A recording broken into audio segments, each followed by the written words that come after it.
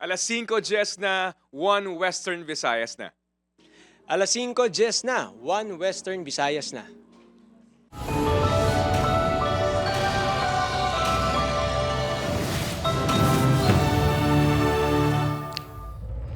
Mga balita nga atong tutukan subong nga Lunes, tuman kadako nga supplies ang shabu nga nakumpiskar sa Mindoro, hindi sigurado kung sa panay gidman dalon suno sa Police Regional Office 6. Lalaki nga taga Iloilo nga nadakpan sa Mindoro nga may dalang masobra 800 million pesos nga valor sa suspected shabu ara sa drug watch list sang PRO 6. 52 anyos nga barangay Tanod, gintiro patay sa anay kaupod sining nga tanod sa barangay Amparo, Pavia, Iloilo. Pagabuyanay isang botelya kag bato sa mga menor de edad sa barangay San Pedro Haro na kuhaan sang video. Isa ka 6 anyos nga bata kag 72 anyos nga lalaki ginasuspetsahan nga napatay bango sa rabies sa Negros Occidental subong nga 2025 suno sa PHO. Kag 45-day benefit limit sa confinement coverage gindula na sang PhilHealth. Pila ka miyembro ginakabig dako nga bentaha ang bag-o nga polisiya. Ini ang GMA Regional TV, 1 Western Visayas. Mayong hapon, Western Visayas kag Negros Occidental, lalaki nga taga Iloilo na dakpan sa Mindoro nga may dala nga masobra 800 million pesos nga valor sa suspected shabu. Suspect ara sa drug watch list sa PRO 6. Si Zen Kilantang Sasa nakatutok live sa barangay Balabag, Pavia, Iloilo. Zen?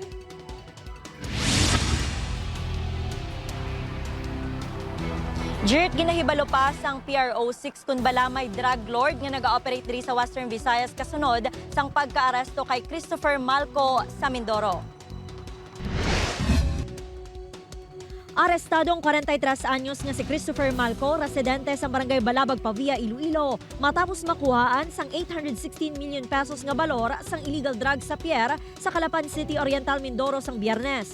Na-recover ang 120 packs ng suspected shabu sa sulod sang auto nga ginamaneho sang suspect. Suno sa bata sini nga si alias Tina, katapusan nga nakapauli si Christopher sang napatayang amay sini sang July 2024. Wala man ini nakahibalo sa mga illegal nga aktibidad sini. Wala kaya po sugod lang pagkaton papa doon, di gid naman patihan niya to Ang pagkadakop kay Christopher ang ginkakibot man sang iya utod. Doon, di ka naman patihan, pero ang Diyos lang na nakabalo sa ako ano gid man ang makamayo sa iya. Si Christopher ang tumandok gid sang barangay Pulo Maestra Vita sa Oton. Apang halos na pulo na katuig gumalin sang inyang nagsaylo sa Pavia. Wala man kuno ini sang malaing nga record sa duha ka barangay. Sa amon nga tukang surrenderi wala sa amon list out of 32 wala gid sa sir. Wala gid kami na record sa iya kaya actually hindi ko na iya ganit familiar si tsura niya mo. Apang sunod sa PRO 6, yara sa watchlist si Christopher. Ginatumod pa kun bala distributor o kun courier. With the volume iyang ginakaptan siya, nadakpan siya, well, makabigtagid naton nga high value individual gid. Hindi man mapatod sang PRO 6 kun ang illegal drug items ang dalon gid man sa Panay Island. Posible man kuno nga transit area lang ang rehiyon. Wala man sang impormasyon ng kapulisan kung may drug lord nga nag-ooperate sa Western Visayas. Base naman sa statement nga ginpagwa sang PDEA 6, gina-verify nila kung sa Iloilo gid man ang destinasyon sang nakumpiskar nga drug items. Jirt, maga-coordinate ang PRO 6 sa kapulisan sa Mimaro pagod makakuha sang dugang nga impormasyon angot sa illegal drug trade ni Christopher Malco. Jirt? Madamo gid nga salamat sa detalye kapuso Zen Kilantang Sasa. Samtang 52 anyos nga tanod sa barangay Amparo, Pavia, ginlutang sa anay kaupod man sini nga tanod. Utang ginapasuni kausa sang krimen. Ini ang gintutukan ni Kim Salinas. Wala na sang kabuhi sa nasapuan ang 52 anyos nga tanod nga si Carmelino Minor sa kahilamunan sa barangay Amparo, Pavia, Iloilo pasado las 9 Sabado sang gabi. Una nakitan sa mag-asawa nga naglabay sa lugar alas 8 sa gabi apang sila ang nagalawom nga ini ang hubog lang. Kag sa ila pagbalik, Mutugin palapitan na mun, panaugan, ginamon kagin flashlightan. Tuambal yan doon nakita na kung sa dugo sa baba. naka-uniforme pa ang biktima sa nasapuan patay bangod maga-duty pa kuno ini. May pilasang pagkatiro sa nawalang abahin sa iyadugan. Sa bulig sa isa ka witness, nadakpan si Reggie Gaborno, 41 anyos, kag anay kaupod man nga tanod sang biktima. May ginsukot ko nini nga 15,000 pesos nga utang sa iya, sang biktima sang sila ang nagsugatanay. Una kuno nga nagtaya sang pusil ang biktima kag wala sa niging plano ang pagpanglutang. Doon na yung pito na ko sa pagbigay ko sa kutsiya, ang bala niya lang kung ang bala niya lang kung sunod lang sunod. Sali lang ako sali, dugal ikaw na ako. Kung yung purpose mo is maningin ng utang, ba't ka may dalang baril? Ibig sabihin, may nagplanuhan niya talaga. Suno sa himata sang biktima, nagadalagid man ini sang pusil kun mag-duty. Apang wala sila nagapati nga may utang ini sa suspect. Na-recover sa suspect ang caliber 45 pistol sa biktima. Apang wala na makita ng sling bag sini nga may sulod nga 6,000 pesos. Suno sa suspect, iya ini ginhaboy. Wala man sang na-recover nga pusil nga posible gingamit sang suspect sa krimen. Dali, sir, kapag magbabatsyag man sa sakon, kay hindi ko Japon mabaton. Nga hindi ko na mapud akong tatay. Ginaprepara na sa kapulisan ang kaso nga murder kag paglapas sa RA 10591 o kon Comprehensive Law on Firearms and Ammunition nga ipasaka batok sa suspect. Upod kay Romel Porquia, Kim Salinas, 1 Western Visayas. Paghabuyanay isang botelya kag bato sa mga menor de edad sa Barangay San Pedro Haro, nakuhaan sang video. Si Kim Salinas nakatuto. Makitaan sa sining nga CCTV video ang paglagsanay sang pila ka mga menor de edad. Mabatian man ang napahayag paghabuyanay sang bato kag botelya sang duwa ka grupo. Ini ang nagluntad sa boundary sang Barangay San Pedro Haro kag Tabok Suba, La Paz, Domingo sang kagahon. Nagasinggi danay, may ara nga nagahibi nga tingog sang babae nga, tama na daw ga pakitluoy siya, dugay-dugay rambol naman. Sa pagpangusisa sang punong barangay, isang Barangay San Pedro Haro, nagsugod ang kinagamo sa sukmatanay sa away sang duwa ka menor de edad. Nagdako ang gamo matapos may nag-entra nga mga kaupdanan sang magtimbang nga bahin. Guluwang iban, kay kita nila may armas, pilit gun. Pinangtaya, pilit gun, nara sa mga pulis, nakuha sa pulis na recover. Ginabulobanta, pulo ka mga minor ang naimbolbar sa gamo base sa investigasyon sang kapulisan. Pila sa mga ini ang nakaagom sang minor nga kasamaran. Dati na ini ko na sila, daw may old grads na sila nga grupo nga daw sa yaay bla. Nag-areglohan man ang magtimbang nga bahin sa barangay. Apang suno sa pila ka mga residente, madugay na nga sakit sa ulo ang gahod kag ginamo sa mga minor sa barangay. Pero sa tuod dyan, mga bata, permigid man na sila gahod diri.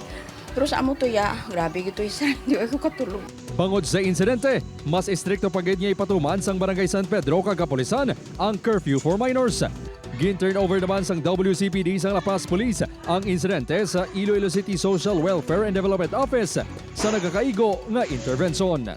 Upod kay Romel Porquia, Kim Salinas, 1 Western Visayas. Para sa dugang nga mga balita sa Negros kag Panay, mga inkaupunta si Adrian Prietos. Adrian? Yes, Jert, mga puso, madamo gid nga salamat. Duha ka individual sa probinsya sa Negros Occidental nga nakagat sang ido ginasuspesuhan nga napatay sa rabies. Nakatutok Aileen Pedreso. Mahilig sa mga ido ang pamilya Gianzon sa Zone 2, Talisay City. 7 na ang ilang mga ido. Tanan nun say bakunado kontra rabies. Suno kay Julieta, proteksyon ini sa tion nga makagat sang ido ang sinuman nga miyembro sang ina pamilya. Gina-injeksyonan sila yearly sa rabies. Waay ni sila gagwa.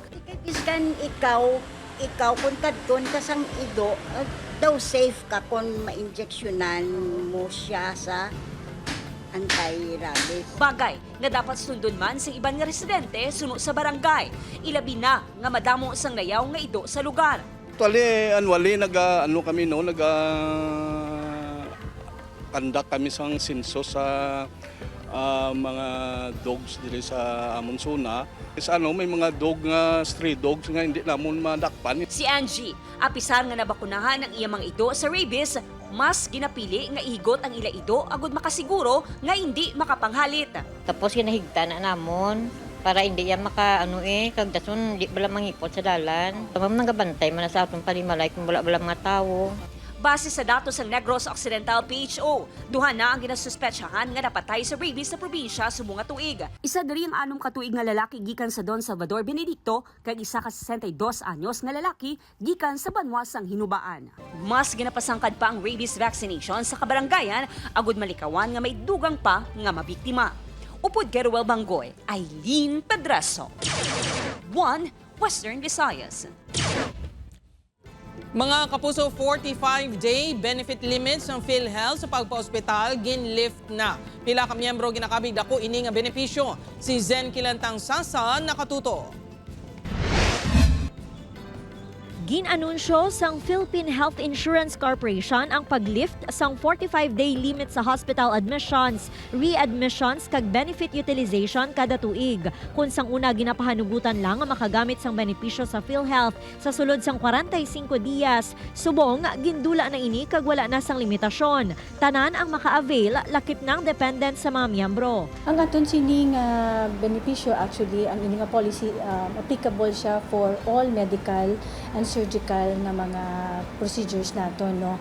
Ang senior citizen nga si Nanay Ninita nga nakaagi na nga na ospital sadto, ginakabig nga dako nga bulig ini bangod sa dako ang magastos kung ma-admit sa ospital. Ti siyempre financially makabulig gid kay ti kung ma-admit ka o siyempre gasto. Pero kung may PhilHealth siyempre at least makatabang gid Samtang limitado lang sa 156 sessions nga dialysis sa mga pasyente nga may chronic kidney disease kag 6 ka bulan nga treatment para sa mga may tuberculosis. Mangin epektibo ang nasambit nga polisiya sa Abril sa masunod nga bulan. Upod kay Cirilo Randuque, Zen Kilantang Sasa, 1 Western Visayas.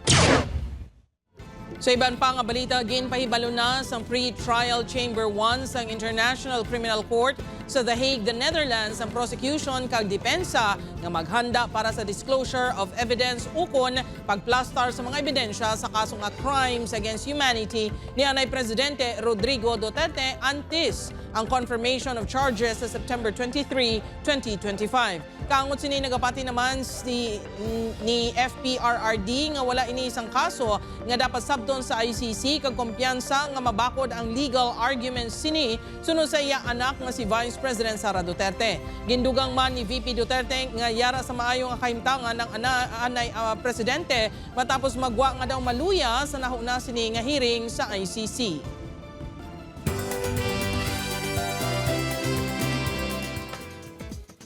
Mapuso updanta ang mga taga Banwa sa Mois Padilla sa pagsaulog sa ilang Magayon Hinuptanan Festival 2025.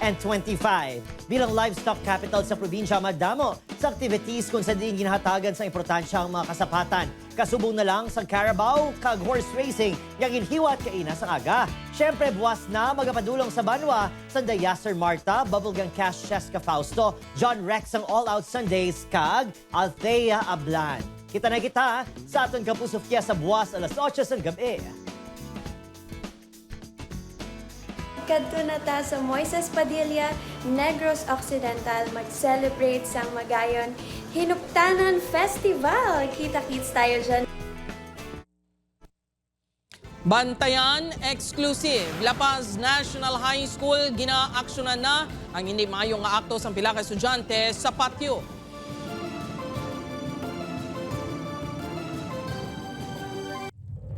Ini ang GMA Regional TV, 1 Western Visayas. Mga kapuso, isa patay, 3 pilason sa separadong aksidente sa Leganes kag Santa Barbara, Iloilo. Si Zen Kilantang Sasa nakatuto. Ginbawian sang kabuhi samtang ginabulong sa ospital ang 21 anyos nga si alias Banban matapos nakaagom sang patal nga pila sa ulo kag nabali ang paa. Suno sa Leganes Police sakay sa iya bisikleta ang biktima. Padulong sa syudad sang Iloilo sang natumba matapos ginbuksan sang driver ang puwerta sang van nga nakapark sa barangay Gihaman, Leganes pasado alas 6 Domingo sang gabi. Natumba ang biktima kag nagtupa sa idalom sang bus nga natabuan nagasunod sa biktima. May inisyal na nga pagistoryahanay sa pamilya sang biktima, mga driver sang van kag bus suno sa kapulisan.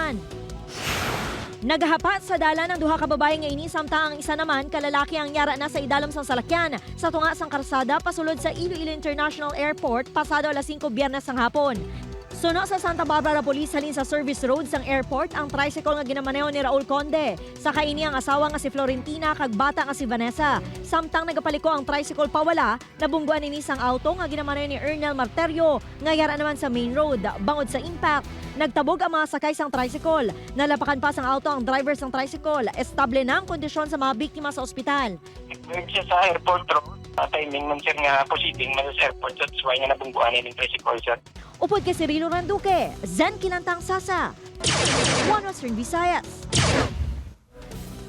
Mga puso sa Negros Occidental naman, pamilya sa Silay City, napuhag matapos na sapuan ng inaido, nga patay na kag wala nasang kasudlan. Yaring balita ang aton gintutukan.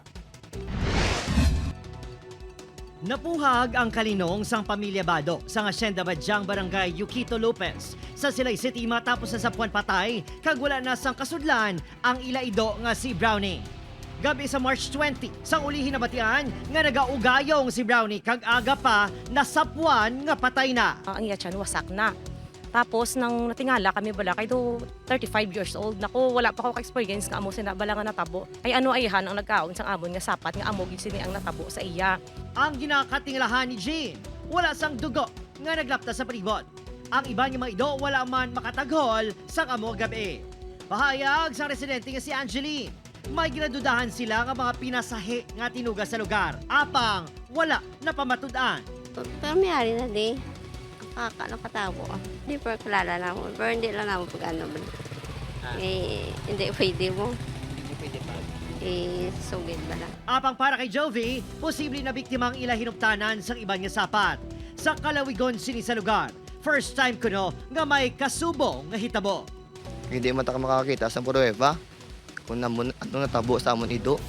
Nakasugtan sa pamilya nga hindi napang ipalabot pa sa barangay ukon kapulisan ang hitabo.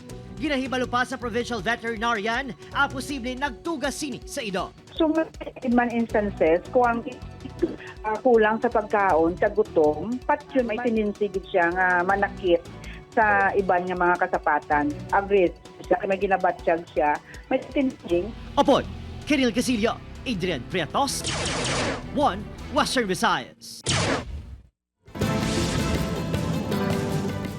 Iloilo City Population Office na alarma bangod nagapanubo na ang edad sa mga temprano nga nagabusong. 457 ka-adolescent birth rate na record sa syudad sa 2024. Si Zen Kinantang Sasa nakatutok, exclusive. Nagalabot sa 4,000 enrollees ang La Paz National High School halin grade 7 to 12. Sunod sa school principal, dako nga panghangkat ang pagmonitor sa mga kabataan, ilabi na kung makagwa sa eskwelahan. May mga nalista sadto nga nagbusong nga mga estudyante, apang sa iya termino wala na. Isa pa lang inikatuig nga nagadumala sang buluthuan. Sang previous guro may ara ko nga feedback sa ako na mag-graduate pala sila. No? Pero so far, subong do wala pa man.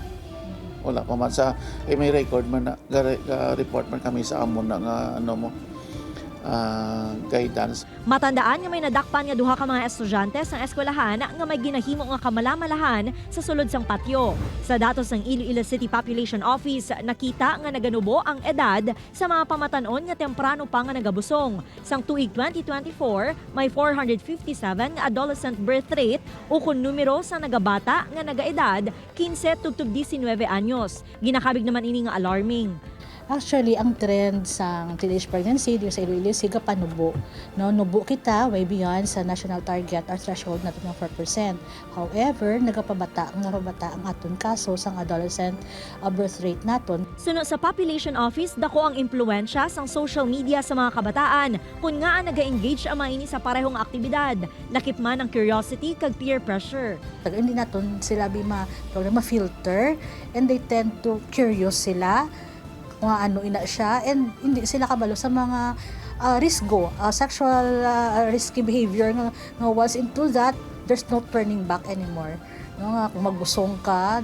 Ginpasanyog pa sang talatapan ang ila kampanya kontra teenage pregnancies sa diin nagapatigayon sila sang trainings kag seminars sa mga eskwelahan agud maedukar ang mga kabataan para makalikaw sa temprano nga pagbusong. Upod kay Cirilo Randuque, Zen Kinantang Sasa, One Western Visayas. Mga puso, nagkakaigo naman nga pagpatubo sang kawayan, gintalakay sa Carolina Bamboo Garden. Nakatutok, Julius Bilacaol. Wamin bamboo, machiko, black bamboo. Pila lang ang mga ini sa bamboo species nga ginpakita sa mga nagtambong sa 26th Learn and Earn from Bamboo Experts sa Carolina Bamboo Garden sa Sitio Tanza 2, Barangay San Jose, Antipolo City. Ang tawag na sa kanya ngayon ay green gold. Hindi na siya yung poor man's timber. Dahil ang bamboo, it's all over the Philippines. Kung talagang meron kang gustong mangyari sa iyong ginagawang bamboo, mayroong bibili doon. Ginpaatag man sa participants ang importansya sang kawayan, kag kung paano ini mangin alternatibo nga palangabuhian. Gusto ko pong magtanim po ng bamboo dahil sa climate change po natin ngayon. Turing ko nga dyan, parang damo lang eh. Kasi sa probinsya, kung saan-saan lang siya tumutubo. Now I know the important. Napakalaki. Suno sa isa ka forester nagikan sa DENR. Dako ang mabulig sang pagtanom sang kawayan. Ilabi na sa tunga sa nagaka-eksperyensyahan naton nga climate change. Napakalaki ng role niya sa carbon dioxide absorption. Magtanim tayo ng maraming kawayan. Julius Bilacaol. 1. Western Visayas. Mga kapuso, matapos ang asod-asod nga simana sang rollback, liwat naman nga magasaka ang presyo sang gatong subong nga simana. Base sa datos sa mga oil company, ang presyo sang gasolina magasaka sang piso kag 10 sentimos kada litro. 40 sentimos naman ang igadugang sa presyo sang kada litro sang diesel. Samtang ang kerosene magasaka man sang 40 sentimos kada litro. Igapatuman ang adjustment sa presyo sang gatong buwas sa aga, March 25.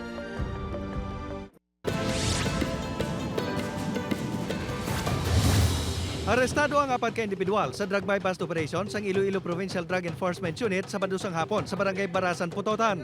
Ginkilala ang mga nagkalatakpan kanday Elsie Piña Florida, Marjon Cain, Shane Hava kag Melvin De Vinagracia. Na-recover sa mga arestado ang ilegal nga droga nga nagabugat sang 140 gramos kag may standard drug price nga 952,000 pesos. Nagapangatubang sang reklamo nga paglapas sa Comprehensive Dangerous Drugs Act of 2002 ang mga arestado. Wala na sang kapuhisan na sapuan sang kapulisan ng fish vendor nga si alias Nick sa guwasang iya ginapuyan sa Barangay Nueva Union, Pasig City sang Sabado. Pagkalabo sa nawalang liog kag kamotan na angkon sang biktima. Pagpangawat ang isa sa kinasundan nga motibo sa krimen, suno sa kapulisan bago nagaukay ang mga gamit sang biktima. Personal grudge naman ang isa pagid nga motibo. Ang biktima ang residente ged sang Ahoy, Iloilo. Pila ka lugar sa Iloilo City ang nadulaan sang kuryente bangod sang brownout nga nagluntad sugod las 10:24 kagabi. Kabugusan nga Lapas Substation ang apektado sa diin sakop sini ang pila ka barangay sa distrito sang Lapas, Lapos, Haro kag City Proper. Suno sa More Power, naguba nga automatic circuit recloser sa ilalinya sa Lapos ang rason sang unscheduled power interruption. Las 10:51 kagabi sa nagbalik ang kuryente sa Lapas Feeders 2 Tubtob 6. Samtang las 11:34 naman na-restore ang Lapas Feeder 1. Nagapadayon ng investigasyon sa Bago City BFP sa sunog na nagluntad Biyernes ang hapon sa Bago City Elementary School. Suno sa BFP, nagumpisa ang kalayo sa ikaduhang ulot sa Torres Building nga may isa ka stock room kag 4 ka classrooms. Sirado na ang classroom sa nagluntad na sunog kag wala na sang estudyante matapos ang dismissal las 3 ang hapon. Madasing nga naglapta ang kalayo bangod human sa light material sa building. Ginadeterminar pa ang balor sang kahalitan nga gindulot sa sunog.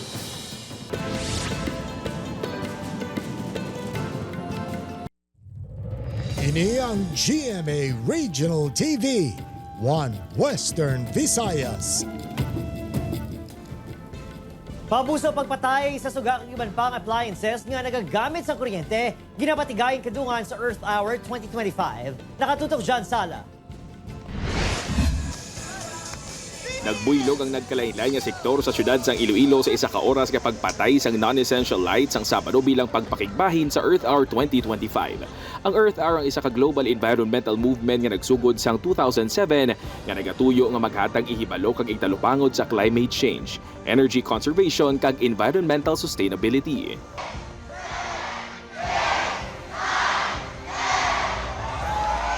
Isa sa mga nagpakigbahin ng Iloilo Provincial Government kaupod ang Boy Scouts of the Philippines kag Philippine Red Cross.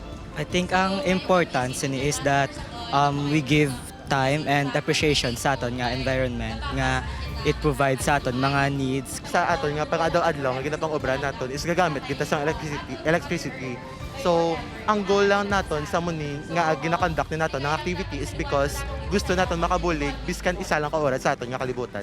Ang GMA Regional TV Iloilo kag Bacolod nagpakigbahid ban sa sininga aktibidad bilang pagbuylog sa inisyatibo nga maprotektahan ang dunang manggad.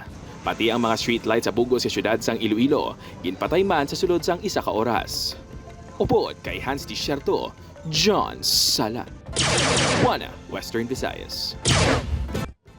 Mga kapuso makaligan ng kapin 5 kasimana, nagpakita na si Pope Francis sa publiko. Ini ang iya ginhimo sa bintana sa Gemelli Hospital sa Rome, Italy, antes siya ang ginpagwa. Nagpasalamat man ini sa crowd samtang yara sa wheelchair. Ang 88 anyos nga Santo Papa ang naospital sa Pebrero 14 bangod sa malala nga respiratory infection. Sunod sa mga doktor sang Santo Papa, kinahanglan sa malawig nga tion antes lubos ini nga mag-ayo bangon sa iya katigulangon, gani ginrekomendar nga ini ang magpahuway sang 2 ka bulan sa Vatican.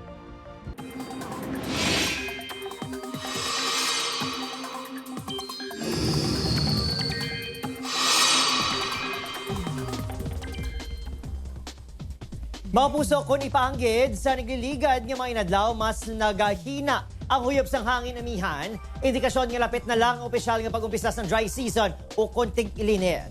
Nagalabot na lang ini sa Northern Luzon, subong sa suno sa Pag-asa. Posible nga mas magahina pa ini sa masunod yung mga inadlaw. Magluwas diri, nagaluntad man ang Intertropical Convergence Zone o kung ITCZ, kang easterlies, karagadulot naman sa mga pag-ulan. Base sa rainfall forecast ng Metro Weather, may chances ng pag-ulan sa pinakabahin sa Western Visayas. Lakip na diri ang Aklan, Antique kag Negros Island region. Posible man nga mag-ulan sa ibang pakabahin sa Pilipinas. Kapuso, ready ka na bala para malabot ang imo career goals? Maghulag na kamangin kabahin sang leading broadcast network sa Pilipinas. Yari ang mga bakante nga posisyon sa GMA Network. Sa mga interesadong aplikante, pwede ka mong magbisita sa www.careers.gmanetwork.com.